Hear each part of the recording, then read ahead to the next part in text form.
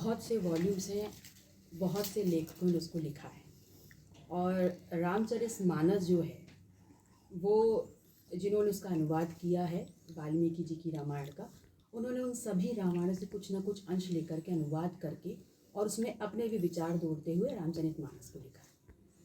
अब रामचरितमानस की जिन चौपाइयों की बात हो रही है, अगर देखें तो ऐसे इस्लाम है और कुरान में भी लिखा है कि बुत परस्ती हराम है। और कई इस्लामिक जो इतिहासकार हैं उन्होंने बोला है कि जो बुत परस्ती में लोग हैं वो काफिर हैं। तो मैं ऐसा नहीं मानती और मैं ऐसा विश्वास भी नहीं करती हूँ, क्योंकि हमारे लिए बुत परस्ती या मूर्ति पूजन जो है वो साकार ब्रह्म है। तो जिसको मैं मानती नहीं, मैं उसकी बात नहीं करती। किसी पंक्ति को हटाना या किसी शब्द को हटाना महत्वपूर्ण नहीं है। महत्वपूर्ण यह है कि वो शब्द लोगों के अंतर आत्मा में और दिमाग पे छपा हुआ है। तो अगर हमें हटाना है और विरोध करना है तो सबसे पहले अपने आंदोलन को इतना बड़ा करना है कि वो शब्द हमारे दिमाग से हटे, आत्मा से हटे। और हम कि वो पंक्तियां लोगों के दिमाग से हटनी चाहिए, क्या गलत है उसमें? वो गलत ये है क्योंकि शूद्र बोला जाता है और लोगों के दिमाग में शूद्रों के लिए जो हमेशा से रहा है, जिस प्रकार से उनका दमन किया गया, जिस प्रकार से उनका शोषण हुआ है, वो हटना जरूरी है। सैकड़ों साल रामचरितमानस में आप विश्वास नहीं करती हैं? मैं विश्वास नहीं करती। अनुवादक और संत ना मानते हुए मैंने ये माना कि वो एक ऐसे व्यक्ति हैं जिन्होंने सभी रामायणों को पढ़ते हुए एक नई पुस्तक का निर्माण किया, जिसमें इन शब्दों को मानस पटल से हटाने के लिए, उनकी आत्मा से हटाने के लिए बहुत बड़ा आंदोलन होना चाहिए। आप करेंगी? बिल्कुल करूँगी। क्या करेंगी बता दीजिए। और कर भी रही हूँ। लगातार क्षेत्रों में जा करके सबको समानता क्या होती है समझाने का प्रयास कर रही हूँ। और कैसे आंदोलन करेंगे? देखिए, सबसे पहले तो शूद्र शब्द को हटाने की बात होती है, ठीक है। उसमें ये भी लिखा हुआ है कि ढोल गवार शूद्र पशु नारी सब हैं ताड़ना के अधिकारी। मैं आपके सामने नारी बैठी हुई हूँ, कोई करके दिखा दे तो मेरी ताड़ना।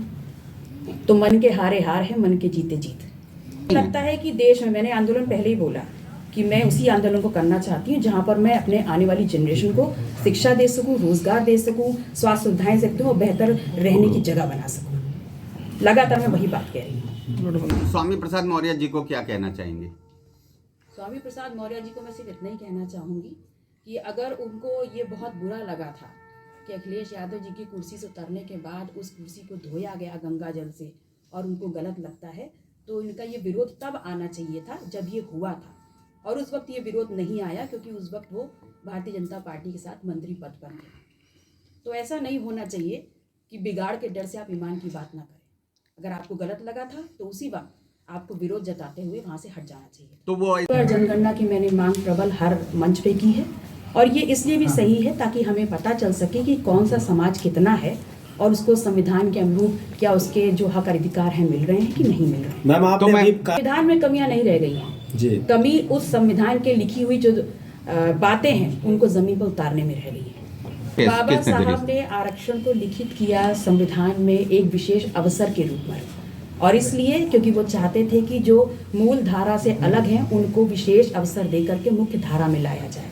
और जब ये कारपूर्ण हो जाए तो हम उसको हटा भी सकते हैं, लेकिन चूंकि 75 साल की आज़ादी के बाद अभी तक ये पूर्ण नहीं हुआ है, इसीलिए ये लगातार बात चलती आ रही है कि बैकलॉग जो भी है उसको पूरा किया जाए। बाबा साहब ने तो अभी केंद्रीय बजट आया है, वो आम जनता से इतर होकर के चुनावी बजट ज़्यादा लगता है, क्योंकि अगर चुनाव को दृष्टिगत न रखा गया होता तो शायद उसमें जो राशन के लिए बजट है उसको डबल ना करते हुए शिक्षा का बजट डबल किया जाता। तो मुझे लगता है वो चुनावी बजट है। राहुल गांधी गए वहाँ, उन्होंने तिरंगा फहराया, तो इसका आप मान रही है कि 370 हटने के बाद ये पॉसिबल हुआ? भाई, अगर वहाँ के लोगों की जिंदगी में बेहतरी आई है तो डेफिनेटली एक अच्छा कदम है सरकार का। भारत जोड़ो यात्रा को लेकर आप कौन सा कदम अच्छा है जो अभी कदम को आप अप्रिशिएट कर रही हैं? लगी मैं उसको अप्रिशिएट करती हूँ। अगर वहाँ के लोगों में कुछ बेहतर आया है तो मैं उसका वेलकम करती हूँ। भले कि कांग्रेस के नेतृत्व ने जिस वक्त ये यात्रा का शुरुआत की है उस वक्त डू और डाई वाली सिचुएशन थी उनके लिए, और जिस प्रकार से उनके नेतृत्व राहुल गांधी जी ने इस यात्रा को शुरू किया, जिस प्रकार से लोगों का रुझान और लोगों का प्यार और सम्मान उनको मिला है, कहीं ना कहीं जो कांग्रेस है उसके अगर मुद्दे सही रहे तो डेफिनेटली 2024 में इसका बेनिफिट मिलेगा।